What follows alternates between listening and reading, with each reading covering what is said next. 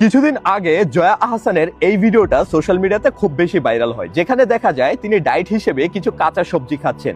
But একটা বিষয় কি খেয়াল করে দেখছেন, জয়া আহসান বলেন, পূর্ণিমা বলেন, শাহরুখ খান বলেন, সালমান খান, ঋত্বিক বলেন বা হলিউড বলিউডের হাই প্রোফাইলের অ্যাক্টরদের কথা বলেন না কেন, তাদের বয়স যেন দিন দিন কমে যাচ্ছে, তাদের বয়স তো বাড়ছেই না।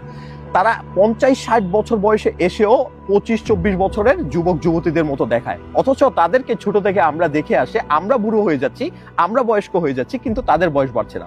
এখন বলতে পারেন তার পিছনের সিক্রেটটা কি? অনেকে বলতে পারেন তারা অনেক বেশি হেলথের টেক কেয়ার করে, তারা অনেক বেশি স্কিনের টেক কেয়ার করে।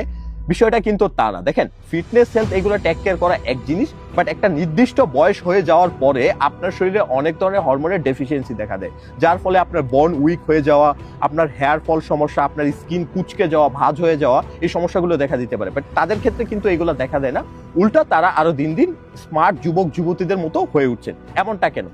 এখন অনেক কিছুই আছে ইউজ হয়, বাট আজকে আপনাদেরকে একটা পেপটাইডের কথা বলে দিব যেটা সাইড এফেক্ট তুলনামূলক নেই বললেই চলে, বাট এটার কার্যকারিতা খুব বেশি।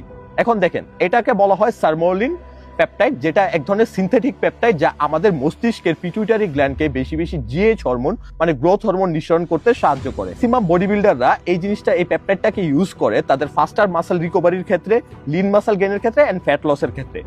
বাট সেলিব্রিটিরা এটাকে ইউজ করে অ্যান্টি এজিং ফর্মুলা হিসেবে। এটা খুব ভালো অ্যান্টি এজিং ফর্মুলা, বিকজ এখানে অনেকগুলো short chain of amino acid থাকে, যেটা আপনার অ্যান্টি এজিং ফর্মুলা হিসেবে খুব ভালো কাজ করে।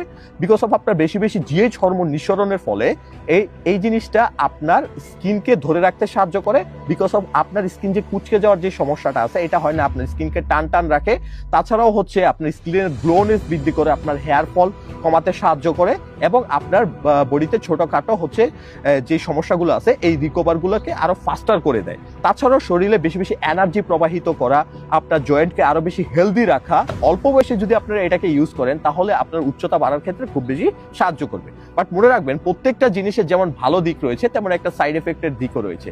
যেমন আপনারা যদি এই জিনিসটাকে ইউজ করেন তাহলে বেসিক কিছু আপনার সাইড এফেক্ট হতে পারে, যেমন হচ্ছে আপনার হাঙ্গার বেড়ে যাওয়া, আপনার বডিতে ওয়াটার রিটেনশন বেড়ে যাওয়া, আপনার স্কিনে লালচে ভাব দেখা দেওয়া, বা অনেক ক্ষেত্রে আপনার হালকা মাথা ঘোরার সমস্যাগুলো হতে পারে।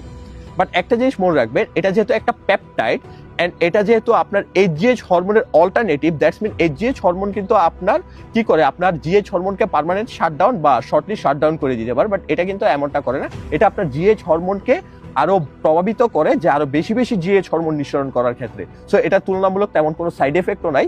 সো এর জন্য সেলিব্রিটিরা এটাকে খুব বেশি ইউজ করে থাকে। উনি হেলদি টিপস এন্ড ট্রিক্স পেতে পেজটাকে ফলো দিয়ে রাখতে পারেন।